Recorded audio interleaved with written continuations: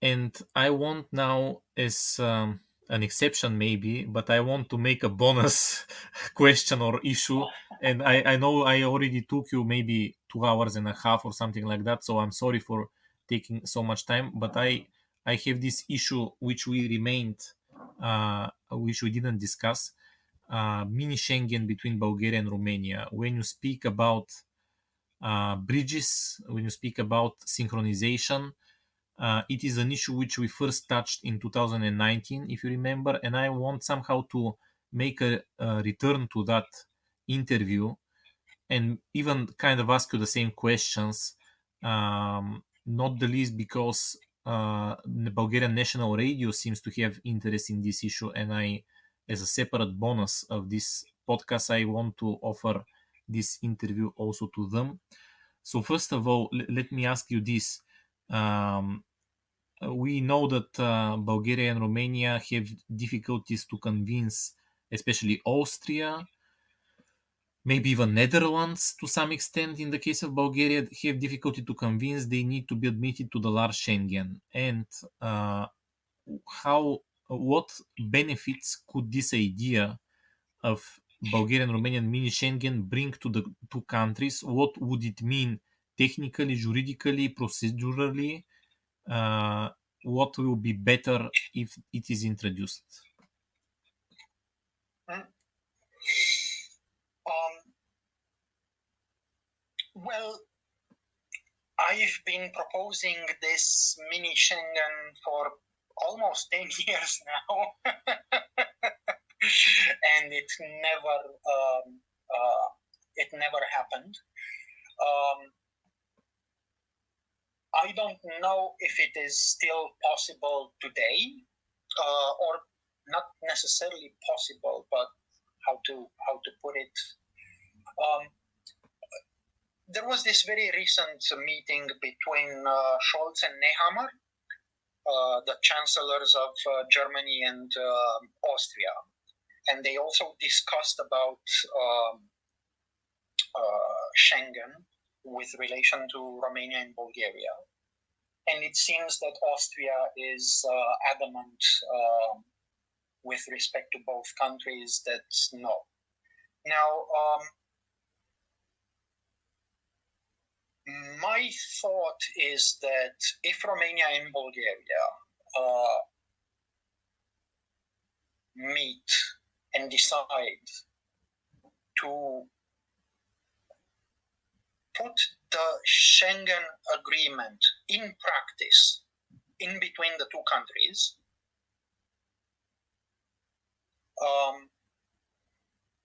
it will prove that it works. It will prove to Austria, the Netherlands, and who else is interested, that our claims that we are technically prepared holds water. And then the space in between Greece, Turkey, and I don't know, Hungary in the west is only one Schengen area between Romania and Moldova, between Romania and Bulgaria, that works exactly like the other Schengen area to the west in Hungary and to the south in Greece. Now, from a legal perspective, we don't need the agreement of the other European Union countries to start this cross-border cooperation between Romania and Bulgaria. This is only up to our own two governments. And it would be probably the most important, ambitious, and transformative objective of the recent treaty that our presidents signed. What's it called? The Joint Declaration for a Strategic Partnership.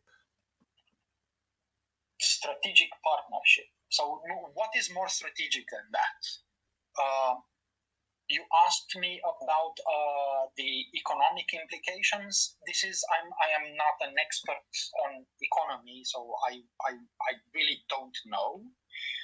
But there must be some cost cutting for transportation when you think of all the lorries that wait in line when they cross the border from Greece to Bulgaria, then from Bulgaria to Romania, and then from Romania to Hungary.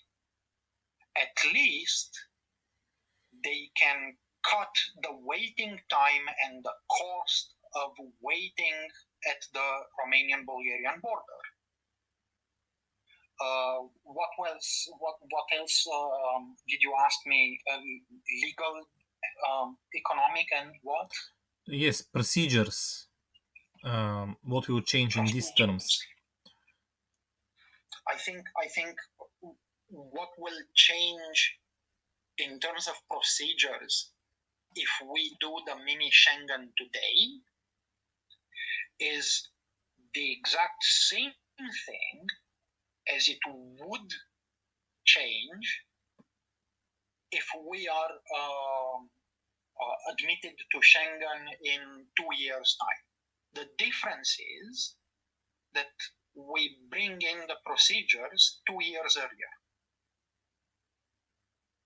I know that there is talk about both Romania and Bulgaria joining the Schengen aerial space.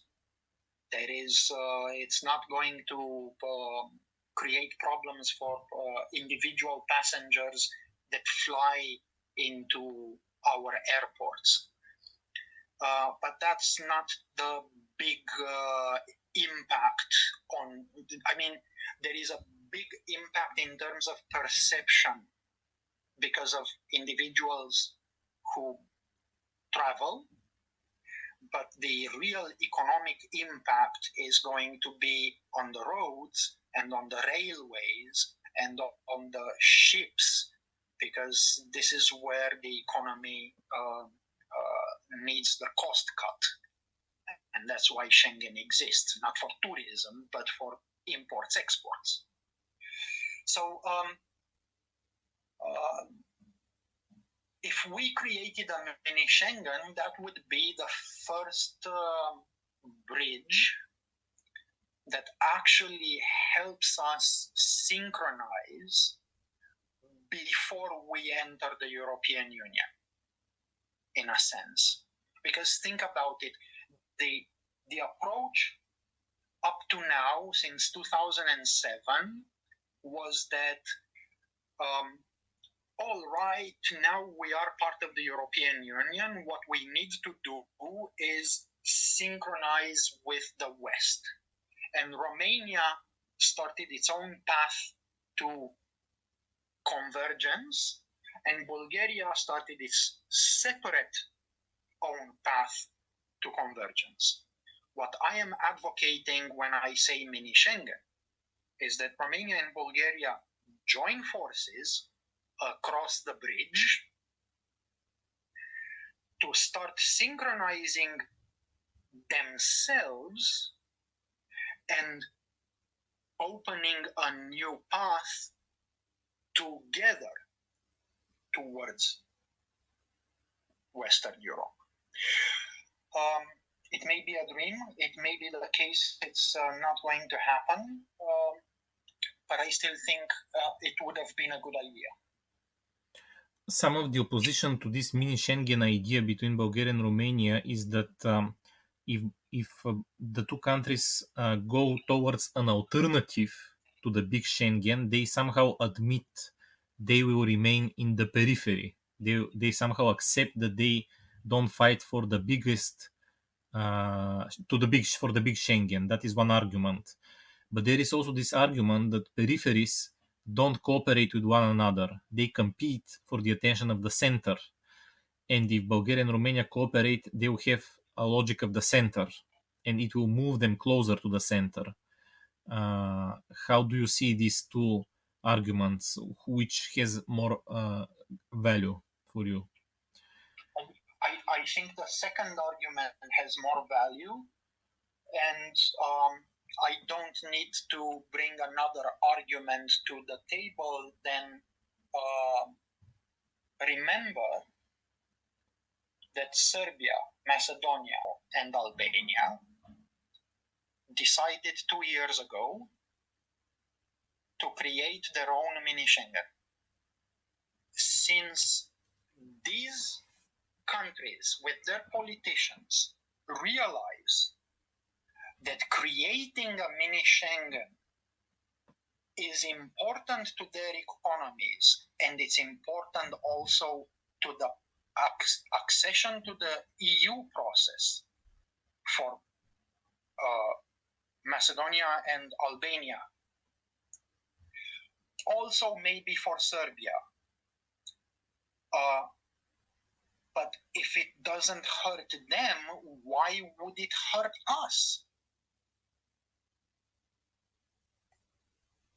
Okay, but there is also this issue of trust between Bulgarian elites and Romanian elites.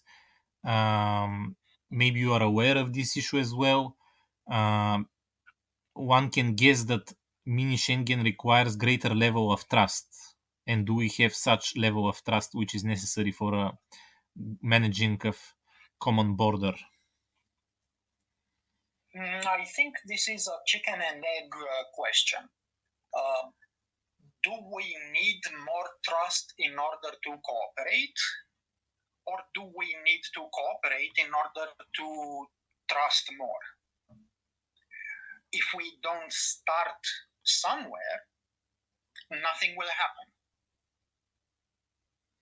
And when nothing happens, remember the conversation about the little puddle of water.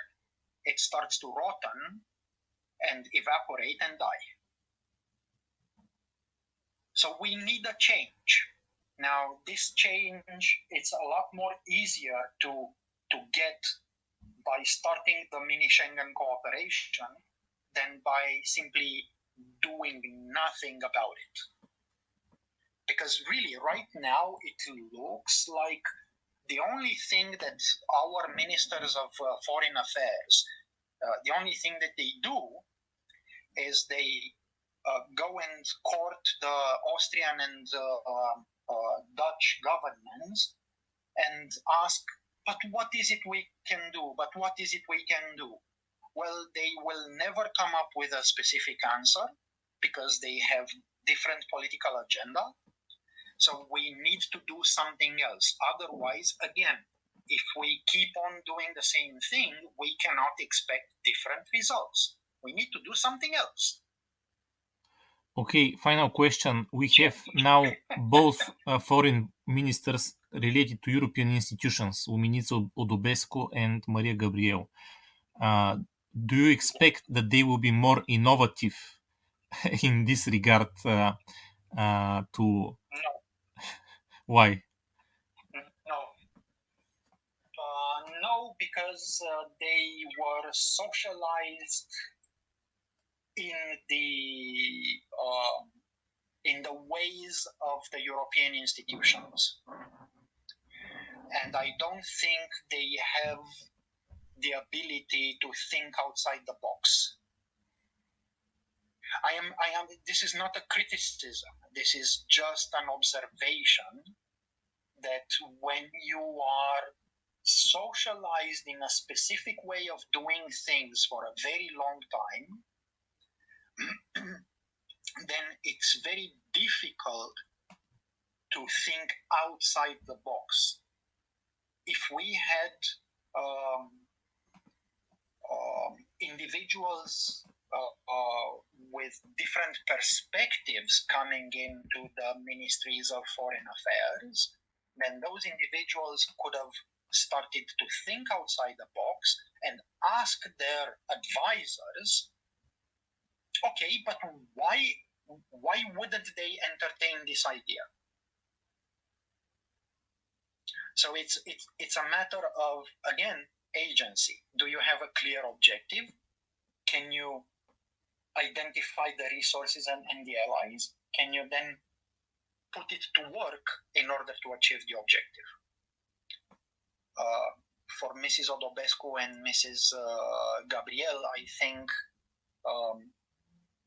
they cannot formulate an objective that is outside the box of the EU socialization process.